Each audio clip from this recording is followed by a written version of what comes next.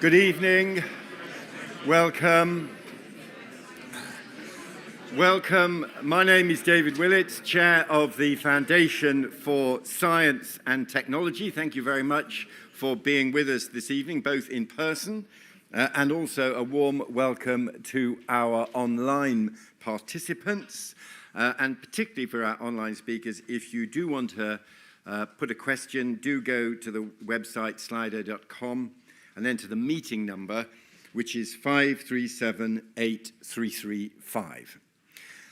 This is an important meeting on the subject of enhancing the UK's preparedness and resilience to climate change. We're delighted to be doing it in partnership with and with support from both the Physiological Society, who have done important work in this area, and also the Council for Science and Technology. The CST, not to be confused with the FST. We are linked by alliteration and a lot more, and it's great to be working with the CST. In fact, this may be our first explicit partnership event with them, and we greatly appreciate that opportunity. And indeed, unusually for us, there is a kind of set text, which is the CST letter. Of course, the CST is the government's top-level advisory body on science and technology issues, and they wrote to the Prime Minister on the 28th of October 2025, setting out some practical proposals in this area. We have excellent speakers. I will introduce each one of them when it's their turn to speak, but our opening speaker is absolutely the right person to set the ball rolling, Professor Jim Hall, who is Professor of Climate and Environmental Risks in the University of Oxford. He led the development of Britain's first national infrastructure systems model and has been closely involved in this advice as a member of the CST. Jim, over to you.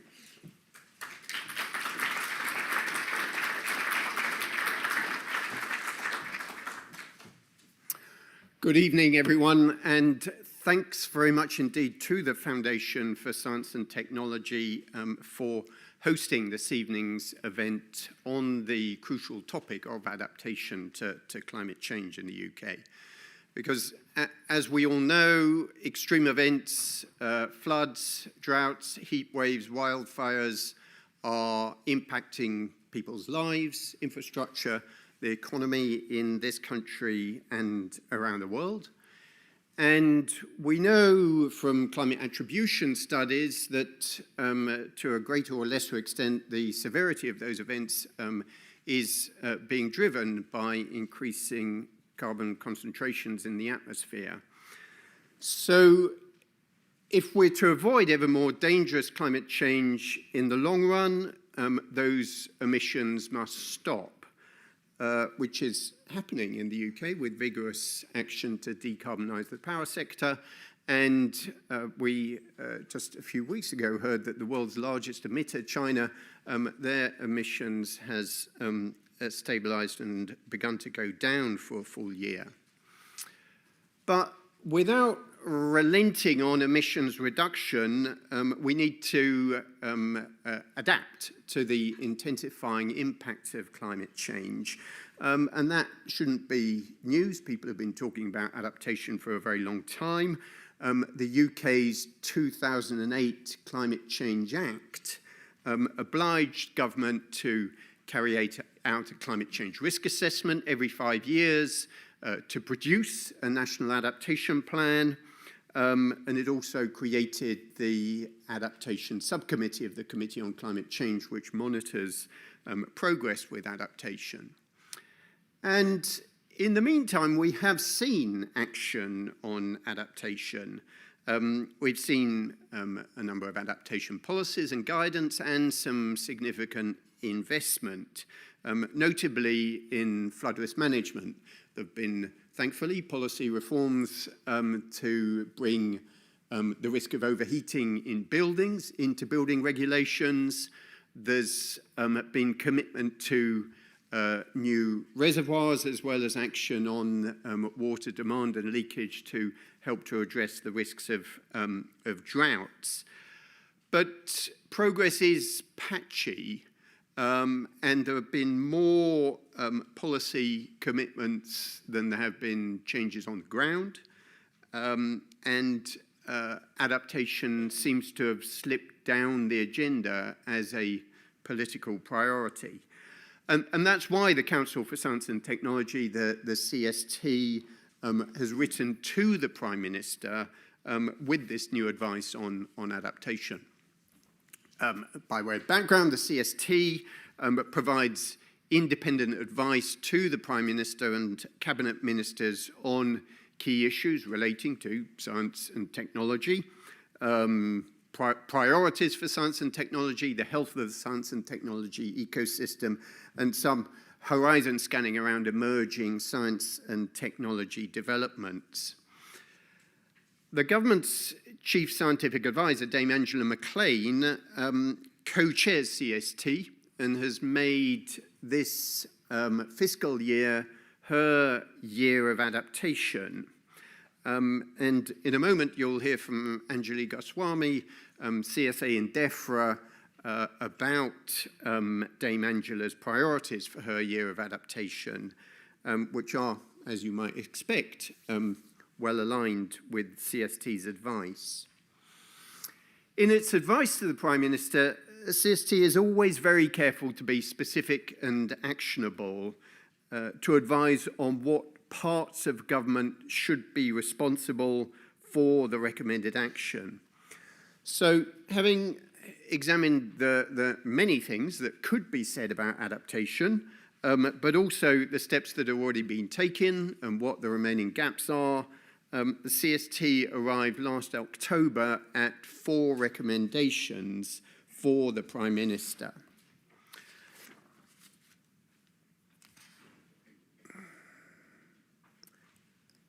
And recommendation 1 addresses adaptation targets. Adaptation means physical things happening on the ground. It's not just to do with policies and plans. And we know that targets drive action within government. And they're especially important for adaptation because adaptation involves so many different things across different parts of government, as well as across government agencies and the devolved nations of the United Kingdom. We've tried adaptation without targets for many years, and it's not working. And in the areas where we have had targets, notably in flood risk management, where there have been targets to reduce the number of homes at risk from flooding, we're seeing more investment and more focus on delivery. Another instance of positive targets relates to drought resilience. The National Infrastructure Commission recommended that the water resource system should be resilient to a 1 in 500 year drought.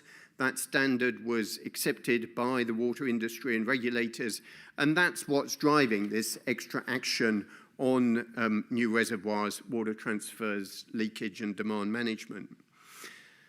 Of course, we all know that targets need to be handled with care. A kind of myopic focus on targets can distract attention from the rest of the system, and we also know that adaptation is place-specific. So we have to be careful about a one-size-fits-all approach to targets.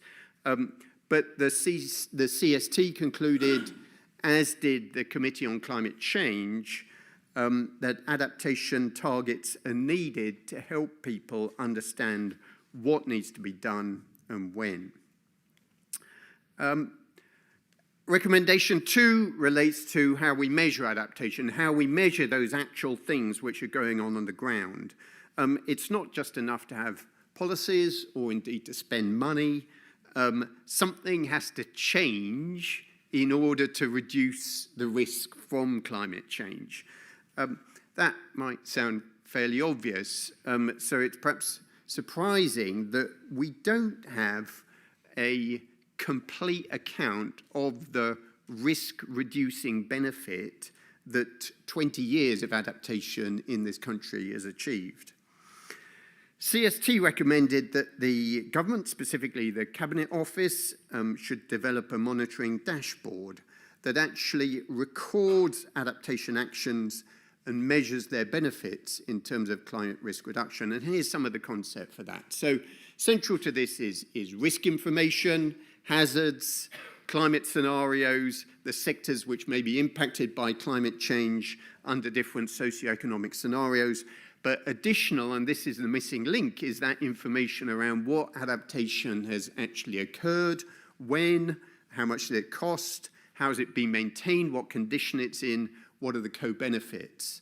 And for combinations of those variables, one can then pull them together into maps. CST wanted this to be spatial so that local stakeholders can see what's going on, time series and charts.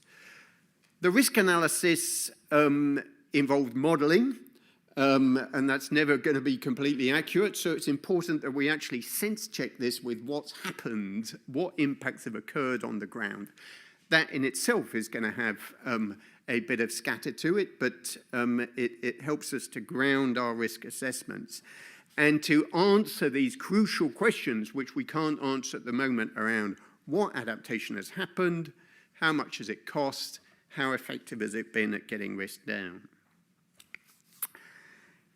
Adaptation will never reduce the risk of climate change to zero.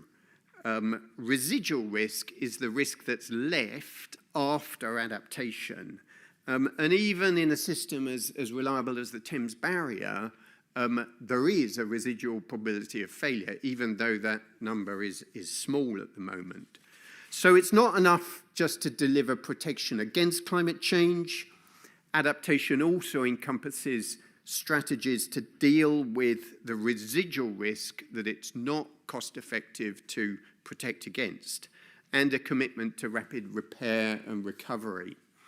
And that actually is the essence of resilience. It's the capacity of a system to resist, to cope, to recover, and to build back better.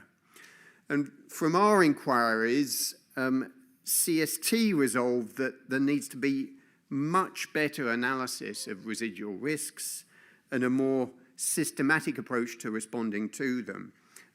Government can't afford to protect everywhere, but systems to warn, cope with emergencies, and recover should be available everywhere.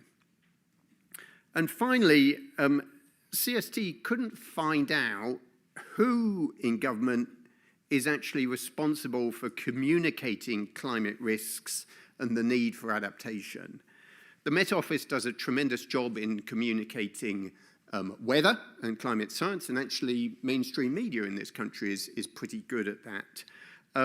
But that's quite different to communicating the climate risks to which people are exposed and the steps that they should be taking to do anything about it, as well as the adaptation that's already going on. And that's why the CST recommended that there should be a much more purposeful approach to communicating climate risks. And for people to pay attention, our recommendation was that that should be the responsibility of number 10. Now, as ever, number 10 has a lot on its plate, but it's just because there's so much going on politically in this country and around the world that we're worried that the crucial challenge of climate adaptation is not getting enough attention. The good news is that adaptation is something that we know how to do. We don't need to invent new technologies. Technological innovation has a lot to offer, but what we need to do is get on with carefully measuring climate risk, establishing priorities, doing adaptation on the ground, managing the residual risk, and communicating so that everyone knows what's going on and what their responsibilities are. And that, in a nutshell, is what CST has recommended to the Prime Minister should be happening to adapt the UK to the impacts of climate change.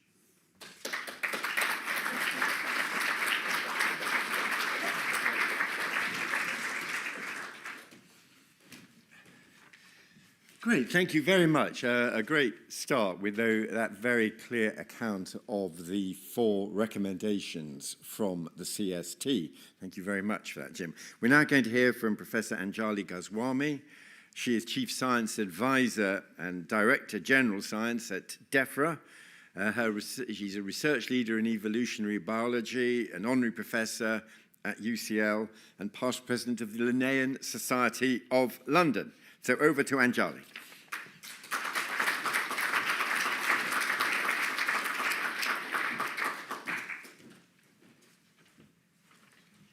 Well, thank you very much. It's a pleasure to be here with all of you to talk about a topic that is incredibly important and certainly one that occupies a lot of my attention since coming into this role, and hopefully will increasingly occupy everyone's attention across the country. So as we all know, climate risks to the UK are growing, and the impacts are already being felt. We see this throughout the year in all different sectors. We are seeing hotter and drier summers, wetter winters, increasing pressure on our water and food systems, and rising vulnerability across nature, communities, and critical infrastructure. So by the end of this century, the UK is expected to see far more extreme weather, and quite frankly, well before then. The record-breaking 40 degrees Celsius temperatures that we experienced in July 2022 are no longer outliers. Under a medium emissions scenario, they could occur every 15 to 20 years, and under a high emissions scenario, they could occur every 3 to 4 years. Now, we also face a rising likelihood of extreme rainfall, with events like the October 2020 downpours becoming up to 10 times more likely by 2100. And I think anybody who has been in the UK over the last few months feels like that is increasingly the case, certainly. Now, sea levels will continue to rise around the UK under all emission scenarios, and this is a problem especially in the south, where land is subsiding alongside rising sea levels. Now, recent Met Office research shows that the chance of exceeding 40 degrees Celsius is already around 20 times higher than it was in the 1960s, and that will continue to rise, of course, as climate warms. It's important to recognize that these changes will not occur gradually. This is not going to be a very linear rise over the next decades. It is likely that these extreme years with multiple climate shocks are likely to cluster. Their timing and severity will vary across the UK's regions and systems, and this makes adaptation not only prudent, but essential. So adaptation must now sit at the heart of long-term national planning. And I want to be clear that this doesn't mean that we're giving up on mitigation, and many people feel that that is the case when we talk about climate adaptation, that we're basically saying we're not going to hit our net zero targets, we are not going to try to limit future climate change. That is absolutely not what we are saying when we say we have to adapt. We will continue to work very hard and commit ourselves and continue to recommit ourselves to hitting those targets. But even if we hit all those targets, we are going to be living in a warmer world, right? And so this is why we absolutely have to be thinking and talking about climate adaptation and working towards it. Now, the science is clear. We need earlier action, we need better coordination, and we need policy that recognizes both current risks and those that are on the horizon. Evidence is evolving quickly, and part of our role as chief science advisors across the various government departments is to ensure that ministers receive timely and actionable insight. Now, this means not only providing data, but interpreting and translating it into strategic choices. And this isn't always easy, because of course there's always short-term pressures, and adaptation can sometimes feel like something that is very far away. But in fact, we can see that adaptation is needed now, in the near term as well as in the long term. So DEFRA is working across government, as well as with the GCSA and with her year of adaptation, really focusing attention on this issue. We're working to reset the UK's approach to climate adaptation. Our priorities include establishing stronger objectives, clarifying roles and responsibilities, because we need accountability if we are actually going to see progress in this area, improving monitoring and governance, and supporting departments to convert evidence into real-world action, because talk is never going to be enough in this space, and we need to move quickly. Now, the government has committed to setting more ambitious adaptation objectives as we move towards the 4th National Adaptation Program in 2028. and we have high ambitions for that program.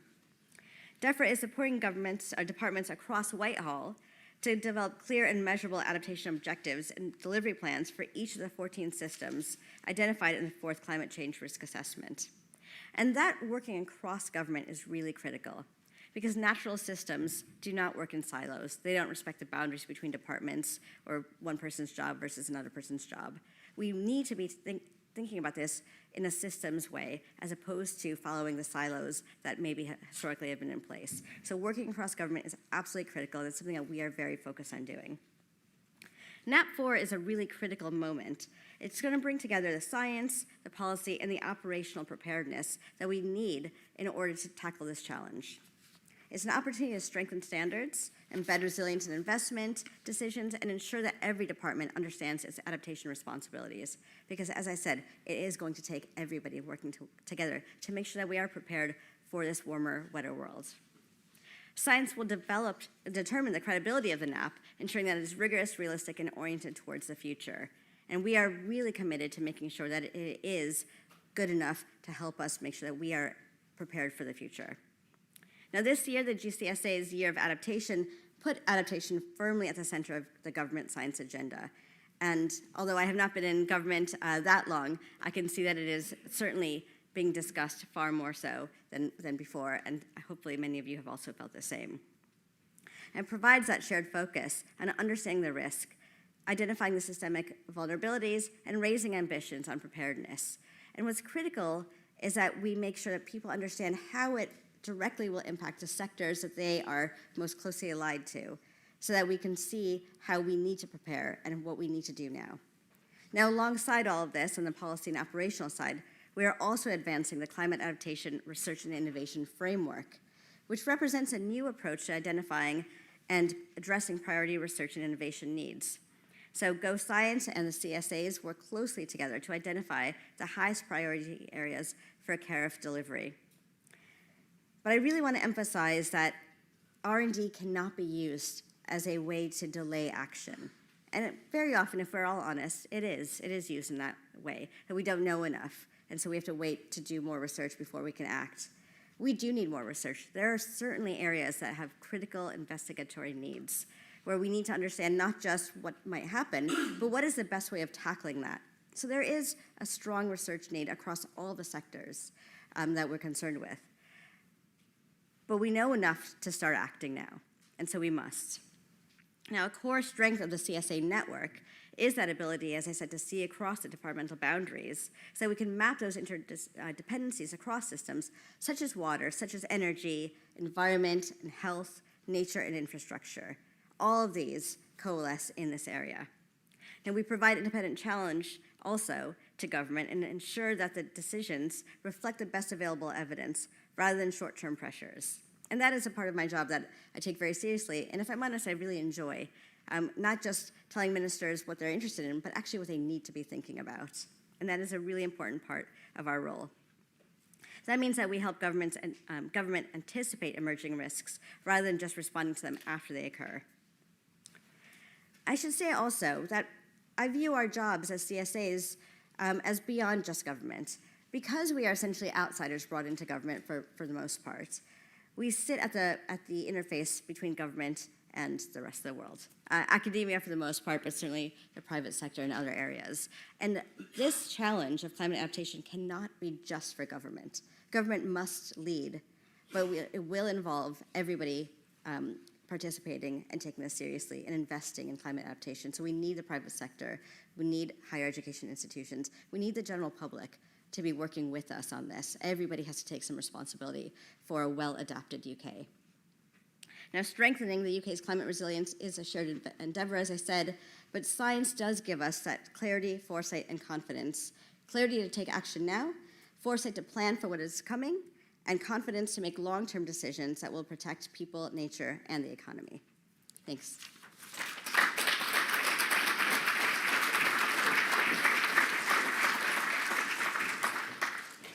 Thank you very much, Anjali, and thank you also for your account of how the role of the Chief Science Advisor fits into this debate, and it was very illuminating. I appreciate it.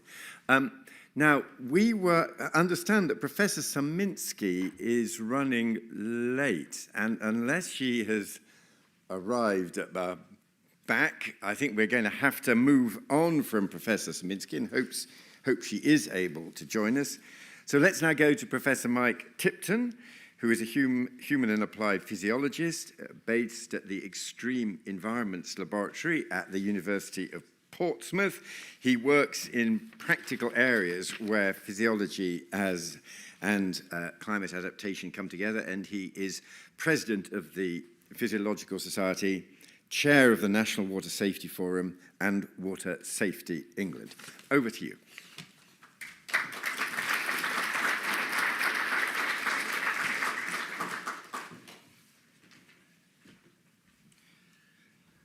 Lord Willetts, ladies and gentlemen, thank you very much. Very nice to be here. Thank you for the invitation to come and speak this evening.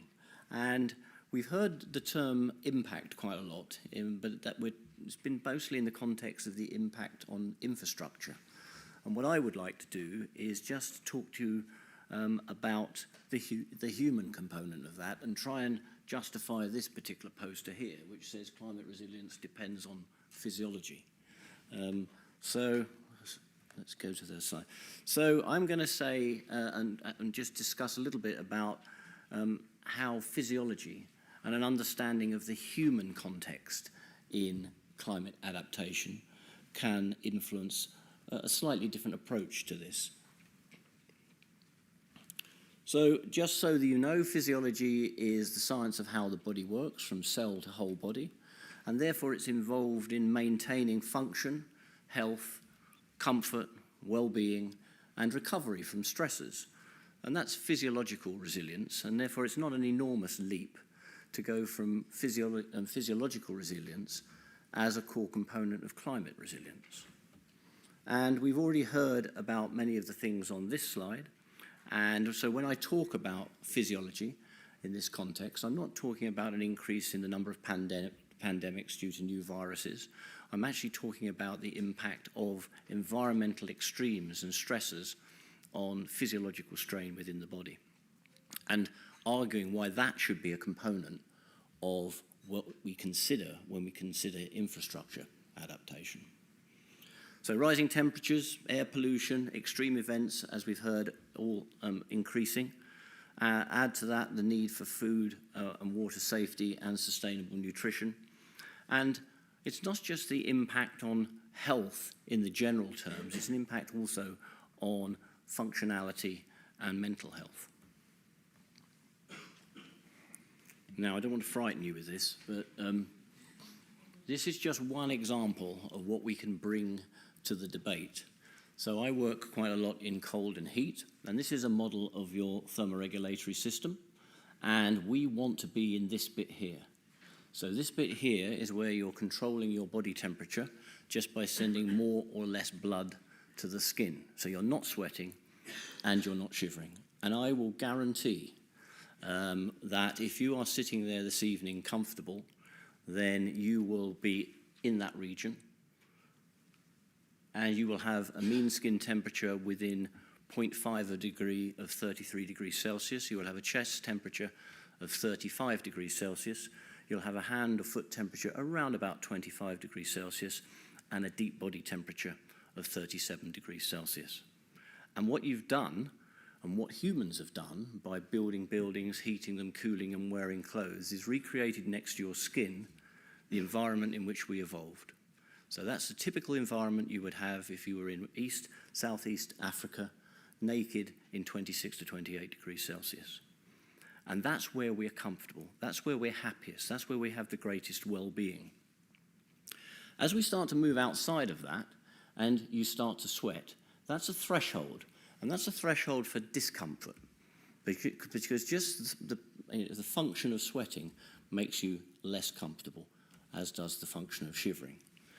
As you get hotter, either because you're required to work in those environments, or because they're getting hotter and hotter, the heat waves are getting warmer and warmer, then you have to sweat more and more in order to try and remain in a zone where you can control deep body temperature. And eventually you exhaust that capability. You're sweating now at around about 2 liters of sweat per hour. You're rapidly becoming dehydrated, and you move outside of any ability to control body temperature. So now you're moving towards hypothermia and heat illness, and that's a limit. So that is just by way of introducing the concept of thresholds and limits. And we know them, and we also know how they change with adaptation the way I define it, which is acclimatization to heat or acclimation to heat. And we also know that this kind of group have different levels of susceptibility. They're vulnerable groups. And when we think about particularly heat, but other stresses as well, we tend to think about vulnerability in terms of the number of deaths of particularly elderly individuals during heat waves, and that's always quoted. However, there are also a whole list of other people who are vulnerable in this situation, and they include people who have to go and work in hot environments wearing PPE, or have to work in places like hospitals and care homes, where the temperatures are high for the people who are there, but the people who have to work in that environment are uncomfortably hot. The other point to make about this is this covers various government departments, because it doesn't only involve health, it also includes work, productivity, all of which will be impacted as the human moves from here, either up that line or up that line with cold snaps or heat waves. Okay, that's the physiology lesson over, you'll be pleased to hear. So coming back to the CST recommendations that we already heard, we've seen the first one is about setting adaptation targets that protect people. So I'll put it to you that it would be worthwhile having physiological thresholds anchoring those targets in terms of human tolerance. If you say, oh, what's the risk? Well, what do we mean by that? For me, we mean the risk of a human moving into a range where either they've crossed a threshold, or worse still, they've got to a limit of what they can tolerate in terms of pollution, in terms of heat, in terms of cold, in terms of other stressors. So having a human health-centered threshold risk-based policy rather than just environmental averages. So the next one. Yeah, so this one is to do with tracking climate risks where it harms people. And that can be linked to human functionality, and it can show where those thresholds I've just discussed with you are being breached. And it's not just a matter of saying, well, temperatures are rising and we've kept them down a bit. And it can turn the dashboard that we've heard about into a decision-making tool, because it can help to prioritize where we're most exceeding thresholds and most exceeding risks, and where we're achieving keeping them under control. So including physiological-based indicators of human harm and function and the impact in the climate risk dashboard, not just hazard exposure. Defining the limits of adaptation. So physiological limits show where adaptation has achieved what it's setting out to achieve, or how far it is away from that achievement. And in such, again, it helps prioritize areas where more input is required, or areas where success has been achieved. And that includes not just for health, this is talking about health and safety and productivity. So establish a cross-government, for the reasons I said in terms of particularly the vulnerable people, a cross-government framework that defines residual climate risk in relation to physiological limits, and clarifying where adaptation cannot fully protect people. That's infrastructure adaptation.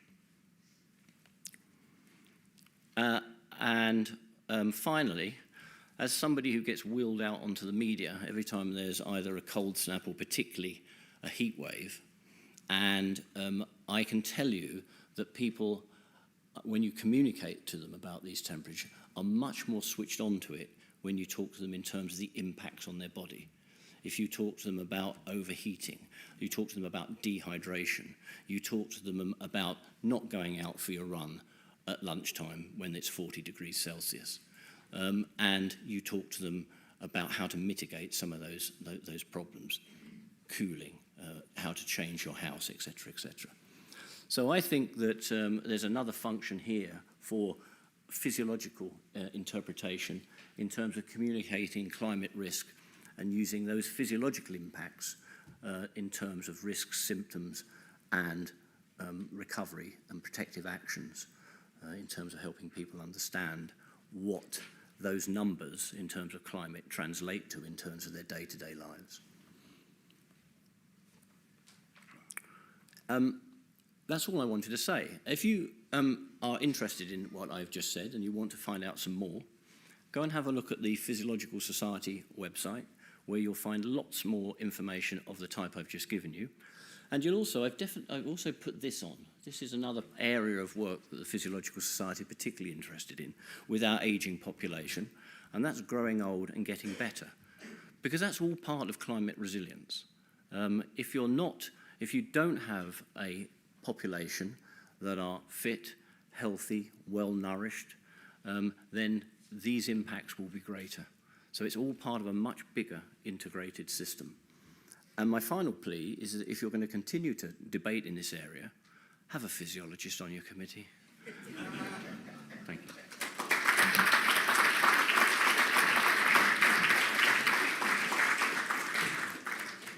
Well, thank you very much indeed, Mike, and thank you for linking climate change to the human condition in such a vivid way. Yes, so you have made your case.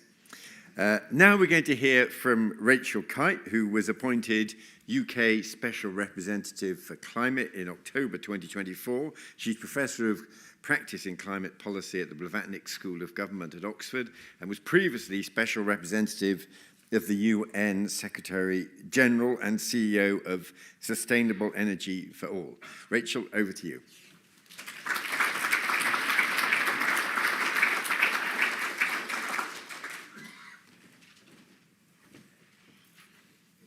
Thank you very much to the Foundation. Thank you to everybody involved in this event for inviting me. It's one of the rare weeks that I'm in town, and I'm very pleased to be here. And thank you for the clarity and the manner of delivery of the advice. I mean, it was clear, it's actionable, and so now it's up to government to respond. And of course, we've got chief scientists here as well, so this is a shared endeavour. I just want to make a few points, sort of setting this work in its context, both domestically and internationally. So I am politically appointed and report to the Foreign Secretary and to the Secretary of State for Energy Security and Net Zero, and then sort of run around and annoy other departments of government as well. And so when I read the advice, it landed with me very clearly, because I do think that one of the areas where the government is challenged at the moment is on the centripetal force that's needed in order to sort of pull the whole of government approach together across the entirety of the resilience and adaptation agenda. So first of all, you don't need me really to tell you that the narrative for action on climate change has suffered some serious blows recently, with the sort of weaponization of terminology that we use to describe, mainly perhaps on the mitigation side of things, on the need to reduce emissions. But also sort of, I think we need to learn lessons about the clarity of language and the language which actually helps to connect to people. I think the point of the previous speaker around how you talk to people about their own physiology and how they experience extreme heat or they experience extreme weather events is very important. I think it's also important for me to say that this is orchestrated, this is well-funded, this is this attack on sort of the terminology of climate change and the urgency and the importance of it. This isn't a dispute of your forefathers' years. This is a full-on, well-intentioned disruption around a transition which is inevitable and underway and is being imported quite clearly into this country. And so what do we do about that? Because this is, as somebody who lived in the United States for more than 20 years, coming back to teach at Oxford, but also to do this job, this is around undermining our faith in expertise, both the kind of expertise in this room, but also the expertise that's found within a community. doubting indigenous knowledge as well as, and casting aspersions on it, as well as that scientific research and knowledge which many of you represent. It is a deliberate attempt to pick at and fray the fabric that holds communities and countries together in order to pursue the objectives of those who fund this campaign. So I'm here to say that, you know, helping your work land in such a way with government and with Parliament and with all of those in positions of authority is not a given, and is something that we all have to work on collectively. This question of the role that science, or the interrelationship between science, its findings, its evidence, and then policymakers, and then how policymakers take that and take the responsibility for communicating that. I mean, I think too often we still hear, you know, that scientists need to communicate their science better. Well, actually, you know, there needs to be a leaning in from the policymakers in terms of taking the time to understand the science in a policy environment, and then to explain why the policy decisions are being made the way they are. And then, as you recommended, some very important points on communication and the empowerment of people to take that data, take the communication and do something with it. So these are all areas where I think as government and governing at the moment pose real challenges, because it's not taking place in a neutral environment. As I travel around the world, one of the surefire things that people want from us is our know-how. And what they want is our institutional and statutory know-how. You know, how did you create the CCC? How does it work? How have you managed to protect it? How does it continue to work, even in an environment where we've now seen a fragmentation of the bipartisan support around the Climate Act, etc.? The excellent work that they produce is watched world over, right? So it's not just landing and being important here. It is also anchoring how other countries think about how they can build processes and systems that mean that they can aspire to having the kind of national adaptation processes that we have, or the carbon budgets that we have, for example. And I think that we underestimate that in a world where our economic outreach is somewhat weaker than it was before, where our growth is posing a struggle, and where we've cut our overseas development assistance, our soft power in terms of the institutions we have, the ways we know how to work, the way we know how to leverage the academy, the way we know how to leverage other parts of UK Inc., this is what actually other countries are desperate to find out what our secret sauce is, because they need that very much for their own journeys. And so the recent work on adaptation and resilience of the Climate Change Committee, I think, you know, needs to land with government in a way that it rises back up the sort of list of the to-do list and becomes slightly more urgent. And I think one of the things that I think about a lot of the time is, where do we manufacture the urgency from? Nothing can be urgent all of the time, because you sort of start to glaze over and the eyes start to roll back because there's so many things that need urgent attention. But we do have to keep that up there, because otherwise, in just the act of governing, it will slip down the list again. And so helping this work land, I think, is a work for all of the chief scientific advisors, but also for me and my colleagues as well. We are 20 years into Nick Stern's famous review, and his famous phrase that the cost of inaction is more than the cost of action. And we have to admit that as an international community and as a society, we have resolutely failed to really internalise that. We still look at short-term costs rather than at long-term investments, value, wealth, and all of these concepts. And so I think this really impinges on the adaptation and resilience agenda. This is an investment in the future, and we are going to have to still fight that battle in context of spending reviews, etc., etc. And I think that how we do that will also make a big difference to how this work is carried forward. We talked about infrastructure. We've also talked about people, two elements of resilience. I think nature is also very important, because that provides us with the absolute security that we can build resilience going forward.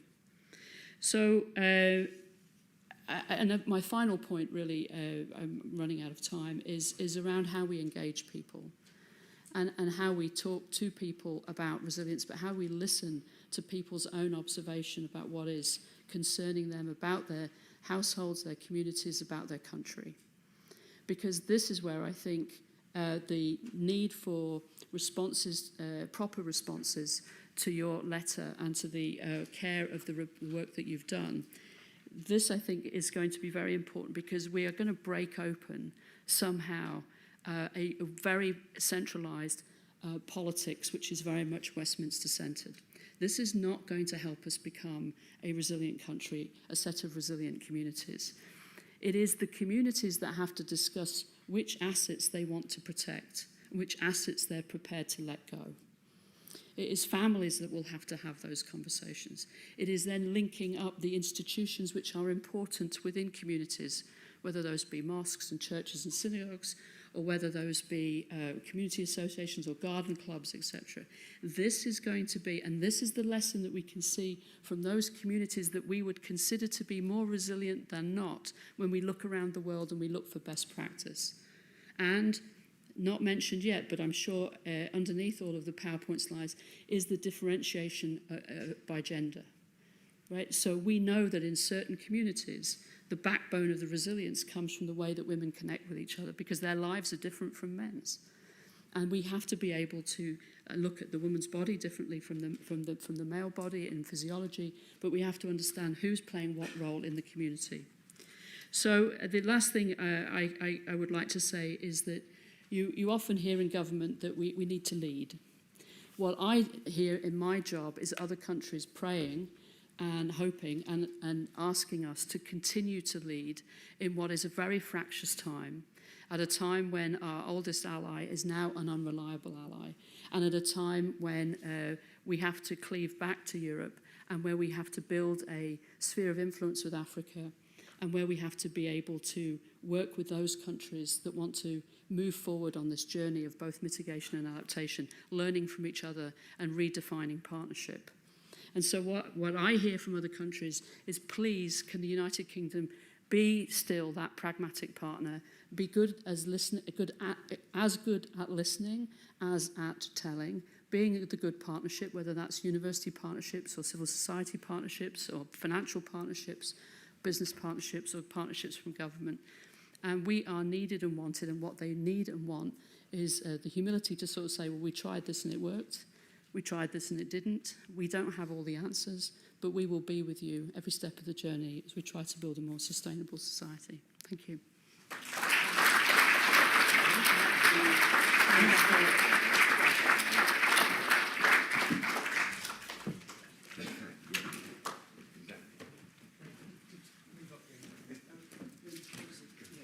I can sit next to the physiologist. How are you? Good. Well, thank you very much, Rachel. And I must say, as you were talking, I was reminded, thinking back almost 20 years, when I was in the Shadow Cabinet, and Peter Ainsworth and David Cameron, in opposition, worked absolutely on a cross-party basis with the then Labour government, and to establish the Climate Change Committee. And that is a reminder of how this issue can be conducted on a cross-party basis, and the more it is so, the better. So now we're going to move to questions, and I'm actually going to call up one of the questions put online because it does identify an issue that is hanging over the debate. I know people will argue that it's moved on, but I'm going to start with Jim. And the question is, how can we ensure adaptation work is not seen as giving up on the climate? This endless argument whether adaptation and focusing so much on adaptation is somehow undermining efforts on tackling climate change and mitigation. Do you want to just comment on that issue, Jim, which has been upvoted amongst our online participants? Yeah, thank you.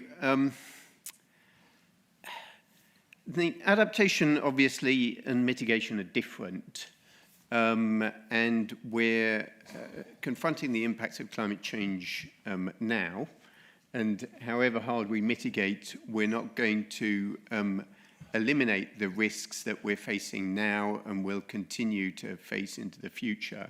So adaptation is absolutely essential, as was said in the Stern report. In many senses, it's an act of self-interest. One is reducing risks and impacts which one's going to face in any case, and you're trying to do that in a reasonably proportionate way. I think possibly the harder version of the argument is, well, if we can adapt, then why should we mitigate? In particular, as the mitigation we're doing now is to avoid impacts which will accumulate as we go into the future. But what climate science tells us is that if we don't mitigate, if we go on to the higher emissions trajectories, there's the possibility of not only steadily increasing global mean temperatures and even faster increasing extremes, but also major tipping points within the Earth system, slowing down of the Atlantic meridional overturning circulation, for example, which could lead to radically different climate conditions in this country, actually much colder and drier here, much hotter in other parts of the world. I mean, these are versions of climate change which we really have to mitigate to avoid. Can I answer that? Yeah, of course. So I absolutely agree with the last point in particular, that, well, all of them, but a 4-degree warmer world is much worse than a 2-degree warmer world. And so we really must do all we can to limit the amount of global warming that we experience. And so we must continue to be committed to mitigation. I think one aspect of adaptation that is perhaps sometimes underappreciated is that adaptation will also help with mitigation. A lot of the solutions that we look at in terms of adaptation, especially the nature-based solutions, actually will benefit our mitigation efforts and help us live more sustainably going forward. And so they're not an either-or. They both must happen, and they both will benefit from positive action on both mitigation and adaptation. Thank you. I'm going now, Mike. I'm going to add an extra question, which I think is particularly apposite for you. The question is: should the physiological impacts of climate change be more directly linked to economic productivity? Yes. Yes. I mean, the thing about it, I think I said when I spoke, that the trouble is we tend to, in terms of the human aspect of climate change, we think about new viruses, etc., and new pandemics. But when we talk about climate impact direct, we tend to think about people dying from heat. But there's an awful lot of work gone on, European-funded studies showing the significant impact on productivity and profitability caused by warming occupational environments. Now, that may be a more powerful argument in some quarters in terms of promoting, I agree, absolutely mitigation, but also adaptation to try and buy some more time. So yes, the short answer is yes. Thank you very much. Rachel? Yeah, no, absolutely. I mean, when the state of Florida was given the opportunity, when the State House was given the opportunity to vote in favour of labour regulations that would allow farm workers to start earlier in the day and take a break in the middle of the day and then work into the evenings, and it was rejected by the State House, the private sector was not happy, because the private sector knew exactly what it was losing by having to have a workforce that couldn't work.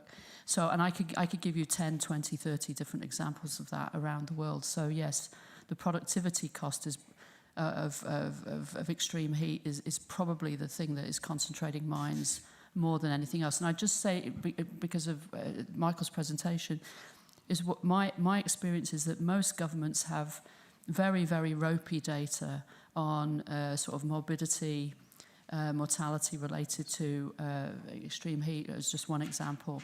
And they are very nervous. I mean, they need better data, but they're also very nervous about then anybody really getting to know about that data because the response measures are not in place. So, there's reasons why, a state minister in a state in India or the central government in India or anywhere else for that matter, it would be extremely nervous to really uncover the morbidity risks that they're already running and the impacts they're already running. And this is going to be one thing that really occupies, I think, health planners and others going forward.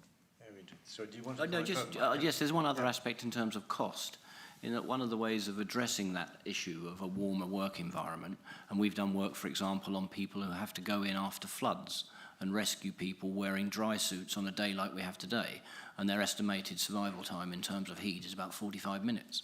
And the only way around that is to employ more people, because you can do work rest scheduling then where people aren't exposed for so long. So it's not just a decrease in productivity, it's an increase in employment costs in order to try and get the work rest scheduling working in a way that you can keep people, keep output going. Yeah, no, thank you very much. Right, now let's collect 2 or 3 questions here from our physical participants. I see a couple here at the front, and if you could give your name and organisation, that would be fantastic. Yeah. Pardon me. John Dewdney, formerly of the British Antarctic Survey. And the question really is for Professor Tipton. I found your exposition fascinating. It's the first time I've heard such a close link between human physiology and climate change in that way.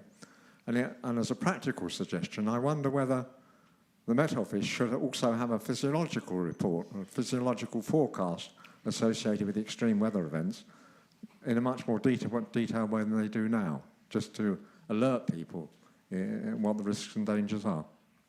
Thank you. Yes, there's another question nearby. Yeah. Bernie Balkan.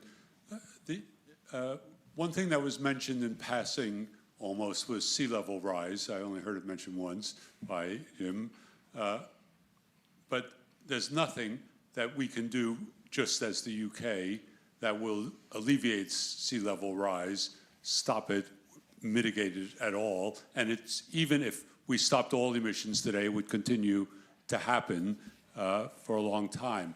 Is this an example, to use what Rachel said, of us as a society having to decide what we're going to give up over the next 25 years?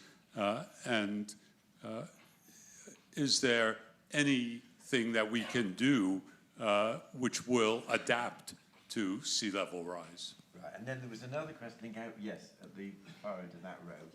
And thank you. Thank you. Emma Howard-Boyd. I led the London Climate Resilience Review for the Mayor of London, and I was chair of the Environment Agency, so done a lot of work on flooding. I'm assuming you haven't had a reply to the letter of October 25th that the recommendations were set out in. Is that correct? We have had a reply, yeah, but it hasn't been published yet.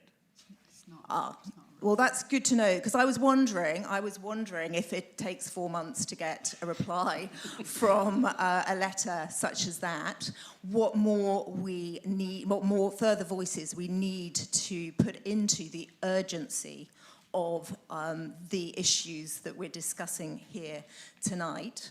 So I look forward to seeing the full response to that letter, because I think it's really important that it gets put into the public domain. But I am also wondering how we can use the private sector's voice, particularly those of investors, who only last week were calling out about increased flood risk and policy around new home building, so building in areas already of flood risk, when they are also putting large sums of money on the table to invest in the UK's infrastructure and renewable strategy. Is there more muscle that the investment community can be exercising to make sure that the policy framework moves at pace? Thank you. Right. Let's start with Rachel and move along the panel that way. So on sea level rise, yes. So there are I mean, small examples in the UK already, right? But large-scale examples in other countries where the cost of seawalls and other protection mechanisms versus a community-oriented conversation about, you know, is it just too expensive to protect this this village, this county? In the case of Vietnam, it's a whole area sort of south of Ho Chi Minh City. You know, this is the conversation that's going on, obviously, for small island states as well. So, yeah, and so the question then is, where do you start that conversation? Who has the conversation and who's in the room? And there's lots of experience from disaster relief work, actually, on how to help the community identify the assets which are the most important to them. And then how to build a conversation around that, and how to build, I mean, and you can go back to like Hurricane Katrina and some of the work that happened in the 9th parish of New Orleans. So these are examples that we can learn from. There are also mechanisms of citizens' assemblies and others which are, you know, used in these kinds of things, so more later.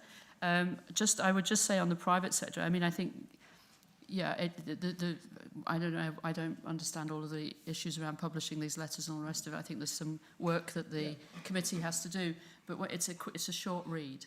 So I think that you can imply from that what you want. But the issue is, I think that we are going to have to find a way for the private sector, for this community and others to come together in a fairly clear way, I think, to push action with the kind of urgency that I think we all need, because it's just going to get more expensive.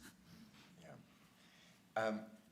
Mike, and I'm going to add again, because your physiological point has prompted quite a few comments online as well. So I'm going to add... Not angry comments. Well, no, people are intrigued. The question that has been upvoted a lot is, how do physiological risks of a hotter climate compared to the reduced risk of less extreme cold winters, which already kill many vulnerable people each year? So you might want to just cover that in your comment as well. I will.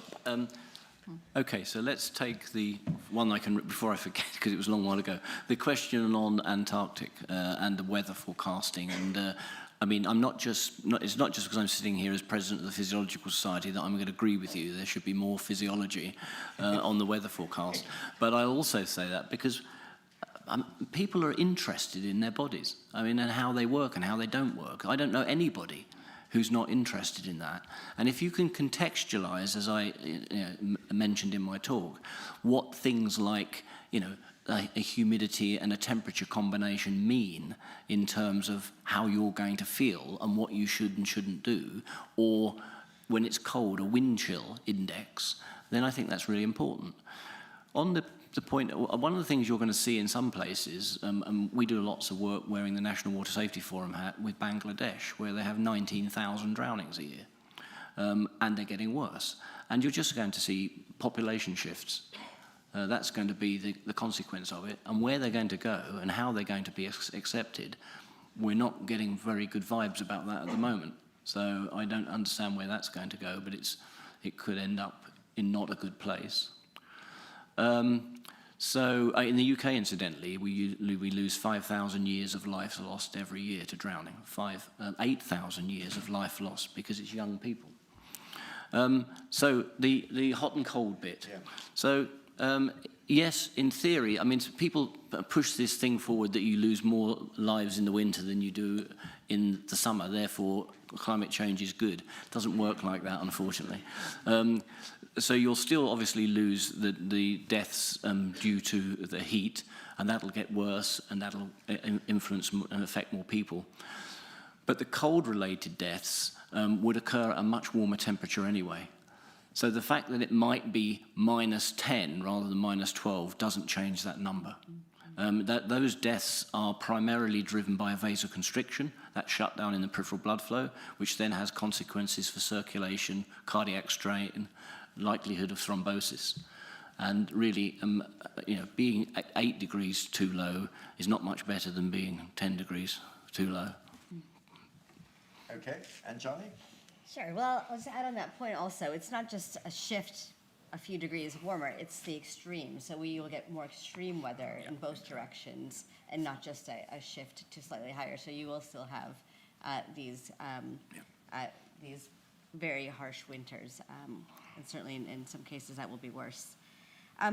So picking up on a few points, I think on the coastal side, and in the situation in terms of rising seas and what we're doing to mitigate those, because those are things that will not stop in the near term. We are certainly investing very heavily in coastal resilience in this country, helping coastal communities prepare and adapt to this new reality. And we're also joining up with countries around the world. So certainly I'm on the board of the All-Atlantic Ocean Research and Innovation Alliance, and one of the key areas of focus is on coastal communities. Now, it's not just about the infrastructure of those communities also. It's also about the livelihoods. So alongside rising temperatures, we also see ocean acidification as a result of global warming. And that is obviously changing the fisheries and the economic, the source of income for a lot of these communities. And so it's also about thinking how we can support communities to shift their economies, fish differently, to make sure that they can continue to have livelihoods in this new world. So there's quite a lot happening in those areas, absolutely, both nationally, well, locally, regionally, nationally, and internationally. I absolutely agree with the point on the private sector. We have to be working across all sectors, and I think the private sector can do a huge amount to bring attention to this issue. I think that investing in things over a few decades, so infrastructure for a few decades that isn't fit for a future environment, and not even that far into the future at this point, is not a wise investment. I would love to see the private sector really engaging with that and pushing that alongside government. And then finally, I also wanted to talk a little bit about silos. I think the comment about whether the Met Office should be putting out a physiology report. Well, they do in air pollution. We get air pollution reports. We get pollen warnings. So I absolutely think that a physiology report would be welcome. And this goes back towards joining up across different fields and really understanding those impacts. So Mike mentioned immigration and climate refugees. And I think when we think about climate adaptation, when we think about our natural systems in general, we have to think about them as something that's closely tied to the economy, closely tied to national security, as well as just being important areas within their own right. And if, hopefully many of you saw the global ecosystem collapse report that came out a few weeks ago, or a few months ago now. That one really, hopefully, drove home for many people that ecosystem collapse, including that driven by climate change, will impact every sector of this country and is critical for our national security because of some of the impacts that we talked about here. So it's really important that we bring all these different variables together and different sectors together in tackling this issue. Yeah, and can I just follow up on that, Anjali, because you were talking about silos and everything, which are a classic Whitehall issue. Obviously, in DEFRA, you're quite heavily involved in this, in the whole climate change and adaptation debate. DESNA's even more. Just tell us how you see what the CST is proposing. How would it change the way you guys work with the more prominent role for Cabinet Office number 10? Yeah, absolutely. Well, I think, in terms of the recommendations, one of the things that has really held back action on climate adaptation is metrics. Right? So when we think about carbon emissions, that's easy to measure. When we think about things that are harder to measure, biodiversity would be another example of this, nature, the things that we tend to be slower on are the things that we can debate about how to measure it. So I think from my perspective, the most useful things here is about having agreed metrics, agreed targets, and a shared spatial dashboard. I think that would be absolutely transformational in us making real progress in this issue. Very interesting. Thank you. Jim? Yeah, on sea level rise, you're absolutely right that this is a process which will continue for centuries. That's locked in. The IPCC doesn't predict very much in 2300, but it does predict what the sea levels will be.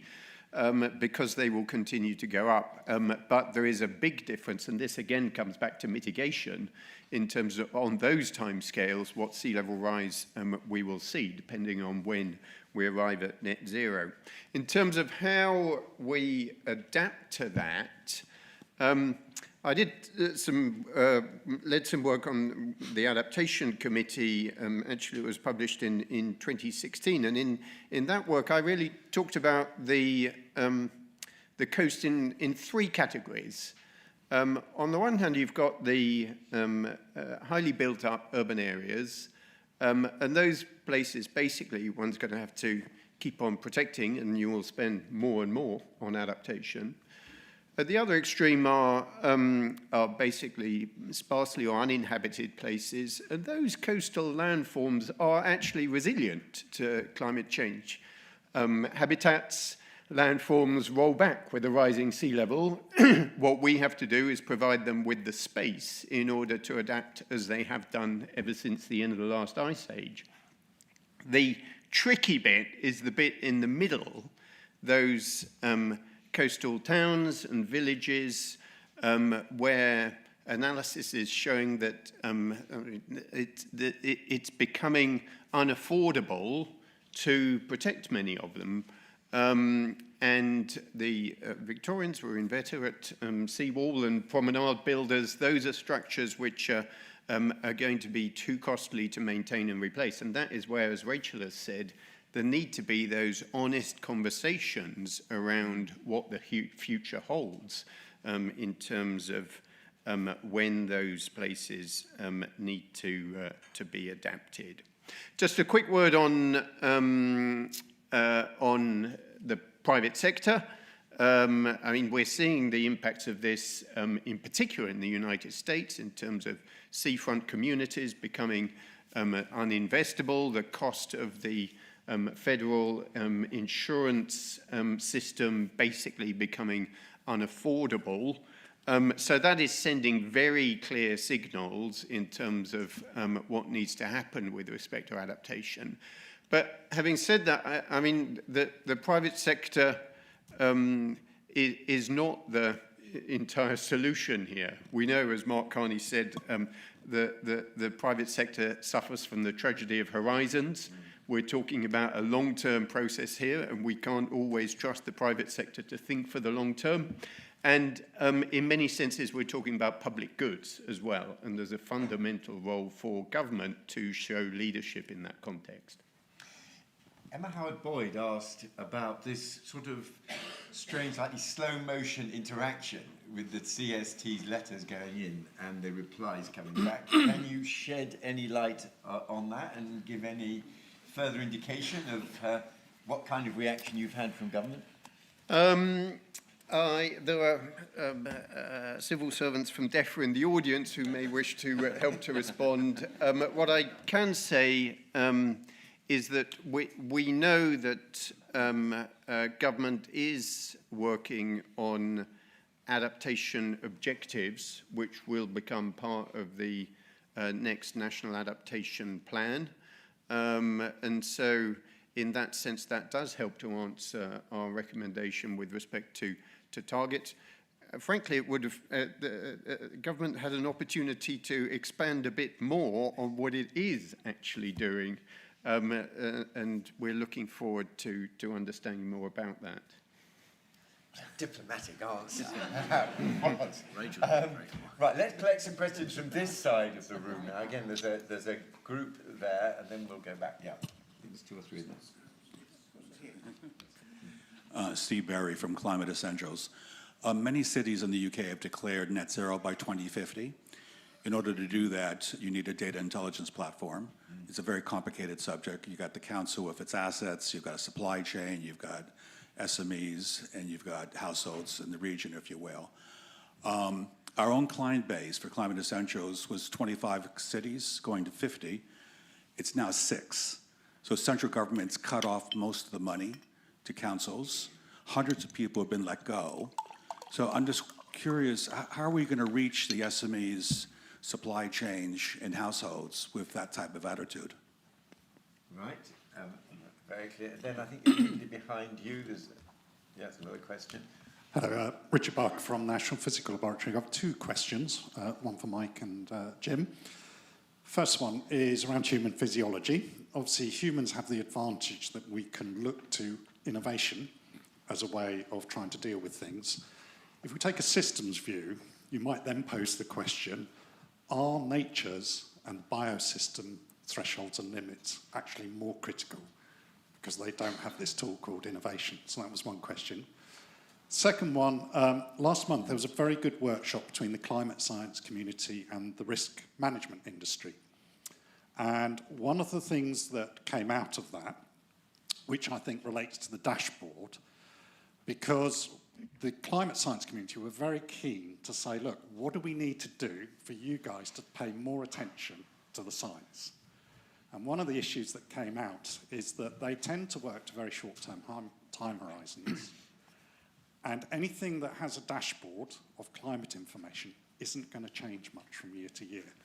And so therefore we have an attention problem. So I'll be interested in, if we have a dashboard and it doesn't change much, how much do we think that's going to create action? Right. And then I think, yes, right at the back. Let's squeeze in the person there, yeah. Hiya, thanks. Claire Thornton, FST Council. It feels like the common view amongst the panel is that adaptation action is not urgent enough. But I guess is government policy and the UK's global leadership position in terms of those things, is what we're doing bold enough? So my question is really, is there hope? Wow. I think I'm going back to Rachel, to start with you and your overview, and there's some very particular challenges there, both, in reality about areas such as local government, and then that final challenge. Yeah, I'm sorry, I don't know the details of what you're talking about in terms of cuts and cities, but I mean, that cities and towns and counties and local government are on the front line of this is obviously a statement of the obvious. I think when it comes in particular to resilience and adaptation, then their ability to be able to, from the bottom up, understand and map risks and the vulnerabilities, but from a human perspective, from a nature perspective, from an infrastructure perspective. So, I mean, we've got a broader problem in this country around the relationship, the funding relationship between local authorities and central government. It's not a new issue. It's been an issue for 20 to 30 years. And that I think, in my mind, that's an additional vulnerability, is that we haven't got that system worked out very well for the next 20 to 30 years when you think about climate adaptation being one of the great risks that we're running in terms of our productivity and our growth and our well-being. So a longer conversation, I'm sure, but that's just an instinctive reaction to what you said. Just on the attention problem, but there are parts of the private sector that have a very, very good view over the short, medium and long-term risk, and they're called the quants that sit behind the reinsurers. And they have better data than anybody does. And what we're working on, and actually we will host the G20 in 2020, next year, 2027. And one of the things that we're discussing at the moment is what could we do as the UK in terms of moving the insurance conversation, not just around new products and services and new gadgets and new this and that, but actually start having the conversation about the fact that we are not regulating the insurance industry to be fit for the future in the middle of a climate crisis. So if more states, if the majority of states in the United States of America are now states where you can't get home insurance, right? And we're starting to see uninsurability become an increasing issue in the United Kingdom. And when you get to the EU and you see that only 25% of physical assets which are impacted or vulnerable to climate change are insured, we're starting to have a systemic problem. And certainly central banks and others want to talk about that. Now, they're not going to sort of open the kimono and let everybody see the data that they have, but creating the spaces where we can have an honest conversation.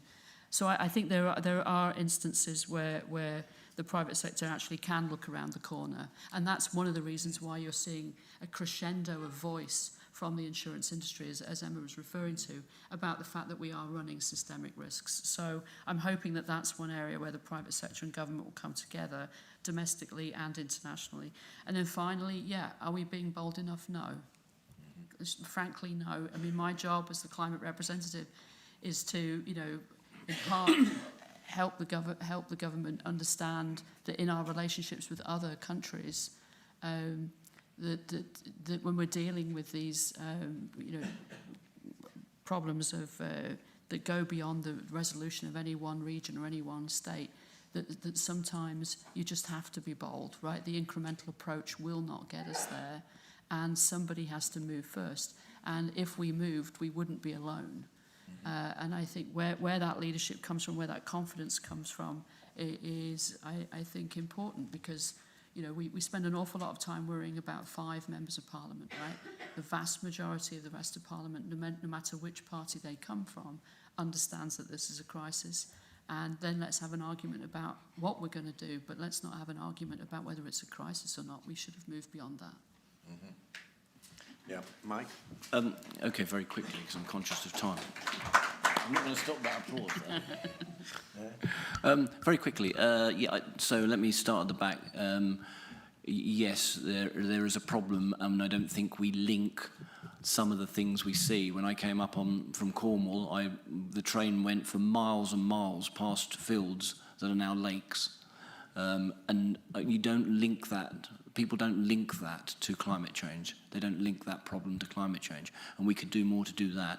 My experience in people in extreme environments is, we put people in conditions that are tough to survive. And when you ask them what made them survive at the end of it, what mental programs they used and approaches they used, it was all about going to do something for the next generation, surviving long enough to help the next generation. And we need to do more linking that. I know people do it, but it's, we can talk more about that later, but I can give you real examples of how that works. Coming to your point, you're absolutely right. It's our intellect that's allowed us to, if we were naked sitting here now, well, we wouldn't be sitting here. We'd still be on a fairly narrow band around the equator.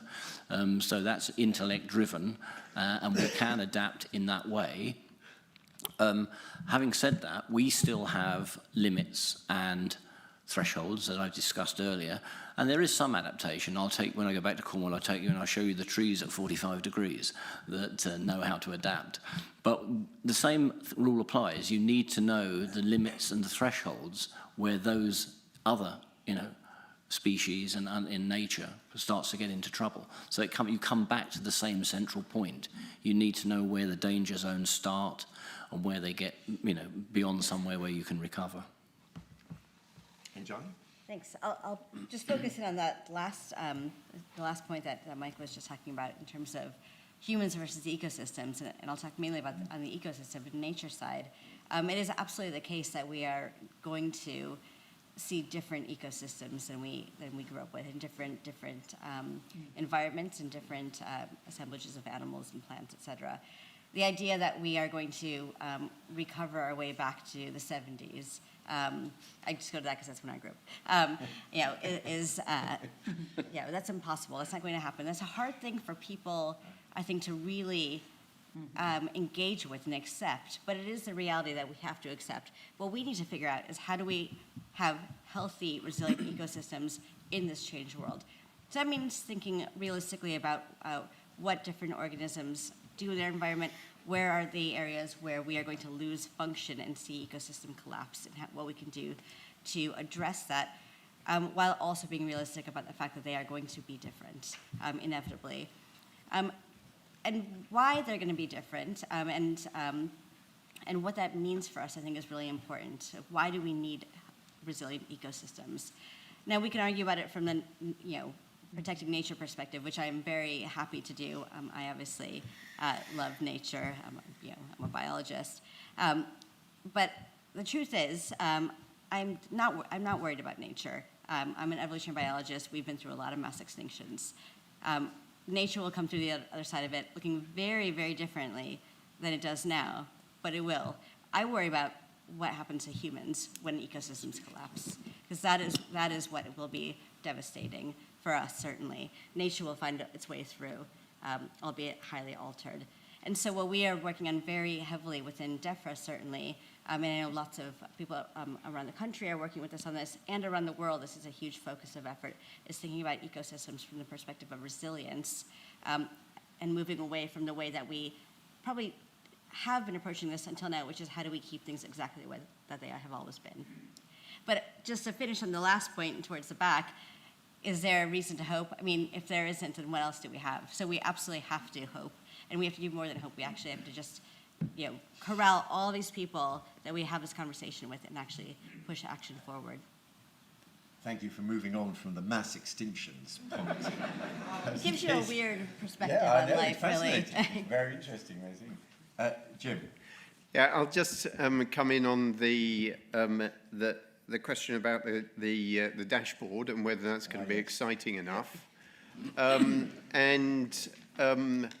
a sense, you're right that we don't expect our projections of climate risk to change enormously from year to year. Risk is a statistical description, and that is the climate is changing through time in not a completely steady way, but more or less. In fact, right now, we probably have a bit too much variation in risk estimates. If we look, for example, at the National Flood Risk Assessment in England, there was one version of that, and then another version was published, and some of the numbers are really quite different to one another. And then the insurance industry has some numbers as well, and they're also a bit different. So actually, we'd rather be in a world where there's a bit more scientific convergence in terms of our understanding of the risk. I think that's still work in progress. But even if we were rather tediously converged in terms of what the risk is, what I'm saying should be on the dashboard is more than that. First of all, I was emphasizing the importance of learning more from actual events which have happened from year to year and documenting that analysis in a consistent way. And the second thing is that this is here to monitor changes in exposure and adaptation. So how many homes are being built in floodplains? How many homes are well adapted to climate change? How much area is being paved over? How many nature-based solutions are being created each year in order to help to mitigate flood risk? I mean, maybe not. That's not for everyone. It's not as exciting as following the Premier League, but that is crucial information to monitor from year to year to tell us exactly what is going on. Yeah. I'm just going to try to squeeze in, if they're quick. I think there were some other questions that people had their hands up. Yes, let's try to get in the couple down the central aisle there. Yes. Yeah. Thank you and good evening. So I'm Stu Wainwright, the Chief Exec of CEH. So with the UK's National Institute for the Science of Land, Water and Air, we're doing an increasing amount of work in this space. But prior to taking this job, I worked in government for over 20 years on resilience and security. So I've seen it from both sides. I think the CST report is great, but we're hearing that the government response is likely to be short. But ministers' jobs are getting harder and harder in the current world, and government officials' jobs are getting harder and harder and faster. So how can this community help them crack on this? They've got challenges around enough of societal understanding, political consensus, and the sheer complexity and the silos within Whitehall. So what can this community do to help government deal with that? Thank you very much. And I think there's another question just ahead of you. Yeah. Hi, Jane Gate from Airtow. Just interested to know what the panel thinks about the scale of the challenge that the NHS is facing in the UK with this issue and the extent to which enough, planning processes are in place. And I'm particularly thinking about some of the other challenges that we face, so the rising rates of obesity, ageing population, which will impact on the ability of individuals to thermoregulate. Yeah. And then let's move forward. Yes. There. Hi, I'm Charlotte Watts. I'm Executive Director at the Wellcome Trust, but formerly a CSA in FCDO. So similarly seen both sides. Actually, I liked what you said about how tough it is for civil servants, for politicians currently, and just how do you get urgency? We started to talk about the sort of what is the economic case, essentially, but I'm just wondering, is there work, has there been work about, actually, if you think about the metrics of adaptation, the sort of investments that might be required to give resilience, you know, has that economic argument being worked through? There's some bit of a reflection of it's a sort of long-term benefit and a short-term cost, but actually if you look at the impacts we're already facing, including in health, there must be immediate returns as well. And clearly if you're going to go into any spending review, you need to be able to express what is that return on investment. So just has the economic kind of graft that really needs to be done if you're going to get investments being done, or is that one of the gaps that needs to be filled? Let's now get sort of final comments from our panel, and I'm going to start with Anjali. And partly because you are working so closely with ministers, and particularly, I guess, Emma Reynolds, who is very aware of all these issues. But then the wider challenge, just of how you, as a chief science advisor, help sustain departmental and governmental focus on these type of issues. Sure. Well, look, it's not easy. As Stu said, and Stu has spent more time in DEFRA than I have, there are a lot of competing pressures, and the timeline for people wanting to see a return on effort on investment is much shorter than what we will often see in adaptation, certainly. But I think going to Charlotte's point about the economic benefits, I think one thing that certainly I think we try to do at DEFRA and I think across government is we have very clear government missions. And that is helpful because it means we understand exactly what the priorities are. And I think from the perspective of climate adaptation, as all of us have really said, climate adaptation impacts all of this. It will absolutely impact economic growth. On the long term, obviously it will, because it will, not adapting to the climate will cost us immensely in terms of GDP, as well as many other factors that are less easily measured. But on the nearer term, we can lead on new businesses, on supporting new businesses that can grow in this space, that can fill a need that we're going to need internationally. It can also help us, we can support innovation in this space, which we absolutely have to do as well. Now, I think there's a lot of things we can do on climate adaptation that don't require innovation exactly, so there are a lot of nature-based solutions, but we absolutely will need some innovation, especially in areas like infrastructure, et cetera. So those are some of the things that we can use to tie climate adaptation directly to the priorities of government and those missions to make sure it is consistently being brought forward as not a side thing, something that is, we can push off until later. If you want to accomplish these missions, this has to be a part of that action story. So in terms of what people can do to help us, obviously there's a lot of work to do, and as we said, government can lead, but it does require people to work at the local level and across different sectors. One of the things, in addition to what we've kind of already said, that I think is really important is what Rachel talked about early on in terms of the politicization of climate. And certainly climate change and mitigation. I think anything that everyone can do to really work against these issues becoming part of a culture war is helpful. And what that means to me is, one, acting on it, talking about it not just from the perspective of the negative perspective, but in terms of the opportunity that this affords countries, people, companies. But also making sure that you're having those conversations not just with people who agree with you, and I assume that many of the people who are in this room are kind of on the same page on here, but making sure to have those conversations with people that don't have the same perspective, because until everybody, or at least the majority, really understands the pressure of this, we will not see action, and if it goes down the road of becoming a culture change, a culture war issue, then we will have a much harder time seeing progress here. It affects everybody. Everybody will benefit from climate adaptation, and we need to have everybody involved in the conversation. Excellent. Thank you very much. Mike, your comments. Sure. Very briefly pick up on the risk and the workload on the NHS, which will undoubtedly increase.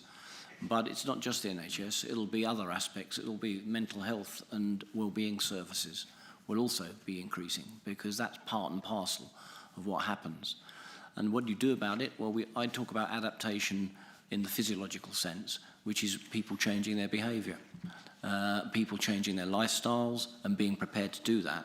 And before they'll do that, they've got to see the benefit of it, and they've got to know why they're doing it and, you know, the real reason for it. And it's only through those adaptations, and we've historically engaged in behavioural adaptation time and time again through our evolution, and it's now time for us to do it again in terms of, you know, what we eat, how we behave, the level of health and fitness that we maintain, and understanding the physiological basis of all of that. So that for me is a different aspect of adaptation that we'll have to see happen. Thank you. Rachel, and I'm going to add an extra online question, if I may, because it relates so much to your very powerful opening remarks. Okay. And it's, in a recent analysis of the media in the UK, the tone regarding efforts to adapt has tipped into a greater than 50% negative coverage. How did we get here, and how to change? I mean, in a way, it also follows on from what Anjali was saying. Your final observations on that battle. Well, I've got a whole treatise on the cynicism of the British press, but I'll spare you all that one. But I actually do think we have a significant systemic problem there, and which we can only collectively push back on when we see it. The point I wanted to make in terms of how this community can help is that you produce really outstanding work with 4 clear, actionable recommendations. I mean, hallelujah, only 4, really clear, completely actionable. Just don't, just sink the teeth in and don't let go. Because you're right? Everything's moving at warp speed, government's distracted, the world's getting a little crazy, and there's a lot going on. But there are good officials and well-intentioned ministers that, just simply need to be nudged back to the priority list because other things get in the way. But you don't have to be too nice about it as well. I mean, just be unrelenting. And my observation since joining government is that there was a big hurrah, a few years ago when we hosted COP26, and there were hundreds of people in the centre pulling together the British ability to host the climate talks, etc. And then we let it all go, and then some. And it's really quite astounding, the lack of central coordination. Now, this is a whole-of-government problem, right, climate change, if ever there was one. Right, this impacts every single department of every single ministry of every single part of government. The idea that everybody's just going to go in their own direction is absurd. And so, there have been lots of work's been done, on delivery units, yes or no, what kind of delivery units, who should run them, how and it will continue. But we have to, at some point, settle on the fact that there are missions and there are priorities, and it's very clear in the manifesto and very clear in the messaging going to ministers. And then climate change is effectively the carpet that is being pulled out from underneath the achievement of any of those missions. And will also disrupt and interrupt growth, will interrupt competitiveness, will interrupt the well-being, and on and on and on, right? And so, yes, this is something where you have to have central coordination and where you have to invest in the centre. And so just, don't let go of your 4 recommendations and until you get a response which is one that you're happy with.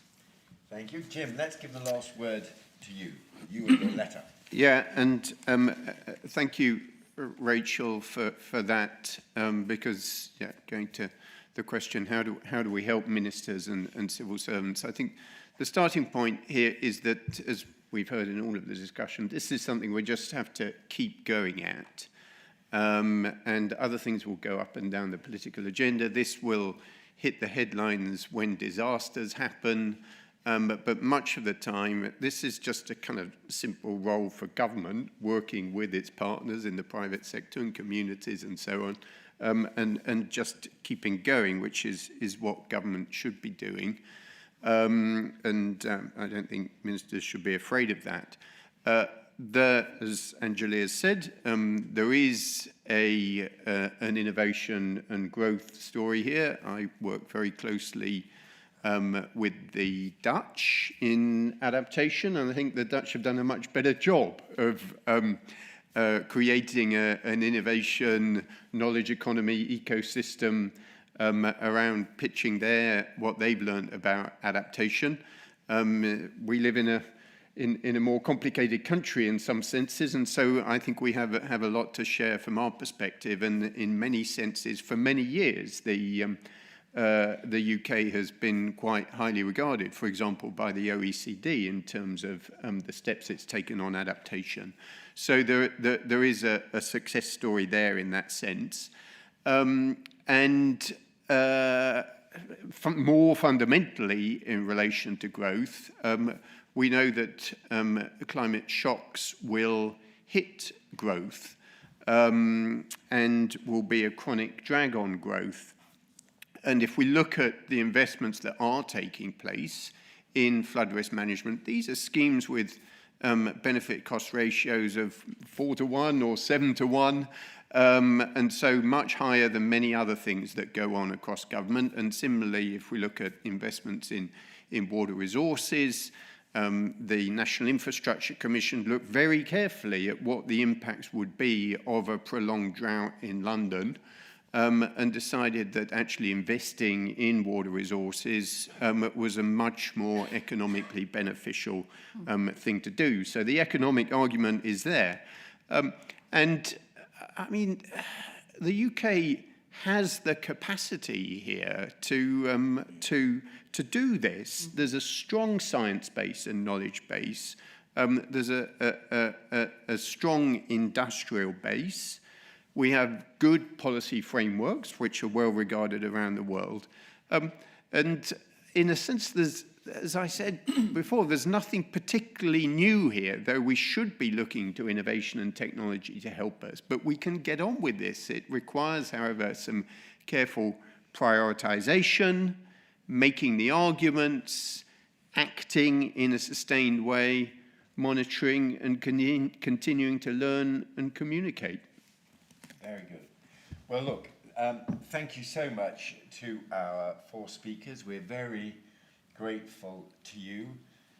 Thank you particularly to our 2 sponsors, the Physiological Society, and we have been educated on the impact on the human body of climate change. And thank you also to the Council for Science and Technology and that punchy letter with those 4 very clear action points. There's a very strong mood to support that, and thank you for the work that went into that important message to the government. And above all, thank you to our participants. Thank you very much for our online participants and also to people with us here at the Royal Society this evening. And we can now adjourn for a glass of wine, dinner at 8 o'clock, and there will be opportunities for more exchange and Q&A for a brief time after dinner. Thank you very much indeed.